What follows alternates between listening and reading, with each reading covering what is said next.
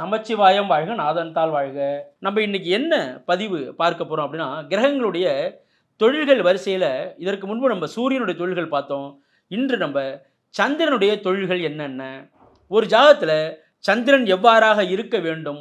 ஒருவர் சந்திரனுடைய தொழிலை எடுத்து செய்வதற்கு சந்திரன் எந்த கிரகனுடைய இணைவை பெற்றிருக்க வேண்டும்? அவ்வாறு இணைவை பெற்றிருக்கும்போது சந்திரனுடைய தொழில்கள் என்னென்ன தொழில்களை எடுத்து செய்தால் வெற்றி கிடைக்கும் அப்படிங்கிறத இந்த பதிவுல தெளிவான விளக்கமாக பார்க்கலாங்க.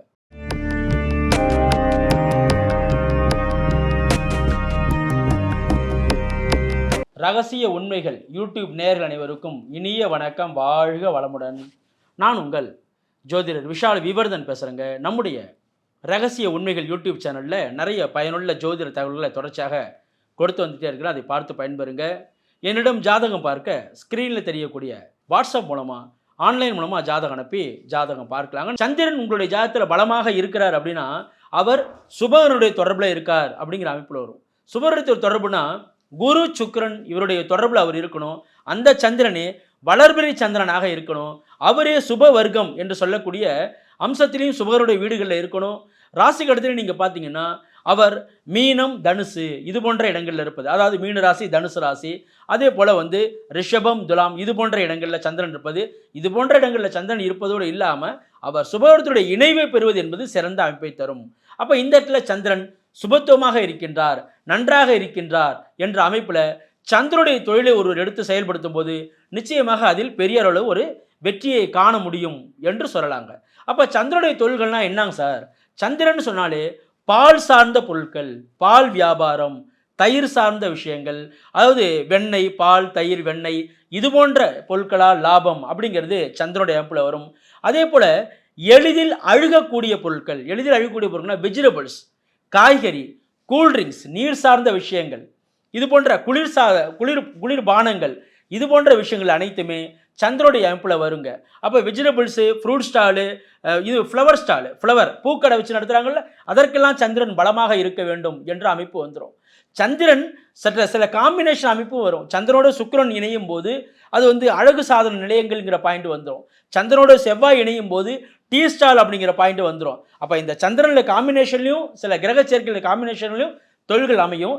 இருப்பினும் சந்திரன் மட்டுமே சொல்லணும் அப்படின்னா நீர் சார்ந்த விஷயங்கள், கடல் சார்ந்த பொருட்கள், சார்ந்த பொருட்கள், கடல் சார்ந்த மீன் வியாபாரம் சொல்கிறோமா, இதெல்லாமே சந்திரனுடைய அமைப்பில் வரும். முத்து வியாபாரம், வெண்மை நிற பொருட்கள், பயணம், சந்திரனை நம்ம என்னன்னு சொல்கிறது தெரியுமாங்க, பயணக்காரகன் அப்படி சொல்கிறோம்.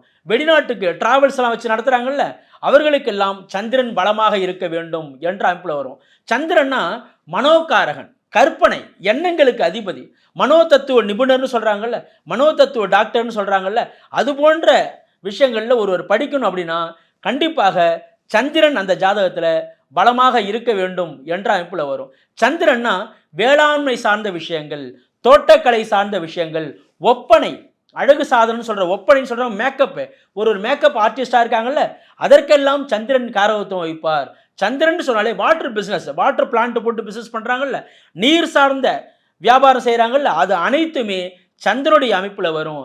சந்திரன் நன்றாக இருந்தால் பால் சார்ந்த விஷயங்களில் கால்நடைகளை கொண்டு பால் வியாபாரம்லாம் பெரிய அளவில் நடக்குதுல்ல, அவங்களுடைய ஜாதகத்திலாம் அதிகப்படியான சுபத்துவமாக, அதிகப்படியான பிரகாசமாக சந்திரன் அங்கே இருப்பார் என்று சொல்லலாங்க. இது போன்ற அமைப்பில் சந்திரன் இருந்தார்னா கண்டிப்பாக சந்திரனுடைய தொழிலை ஒருவர் எடுத்து செயல்படுத்தும் போது நிச்சயமாக அதில் பெருத்த வளர்ச்சியை காண முடியும் என்று சொல்லலாம். என்னுடைய ஜாதகத்தில் அது போன்ற அமைப்பில் இருக்குங்க சார், சந்திரன் பலமாக தான் இருக்காரு, நல்ல சுபரத்துடைய தொடர்புலாம் இருக்காரு, எனக்கும் என்னுடைய லக்னத்திற்கு யோகம் தரக்கூடிய தசை நடந்துகிட்டு இருக்கு அப்படிங்கிற பாயிண்ட்டுக்கு நீங்கள் வரணும். சந்திரன் நன்றாக இருக்கின்றார் என்ற அமைப்பிலேயே நீங்கள் சந்திரனுடைய தொழிலை எடுக்கலாம் என்றாலும் அந்த உங்களுடைய ஜாதகத்தில் யோகம் தரக்கூடிய தசைகள் நடைமுறையில் வருதான்னு பாருங்க. உங்கள் லக்னத்திற்கு அவயோக தசை நடைமுறையில் இந்த தொழிலே நீங்கள் எடுத்தாலும் அது சிறப்பாக இருக்காது. யோகம் தரக்கூடிய தசைகள் நடக்குதுங்க சார். என்னுடைய ஜாதகத்தில் 7.5 சனியோ அஷ்டமத்து சனியோ இது போன்ற அமைப்பு எதுவுமே இல்லைங்க சார்.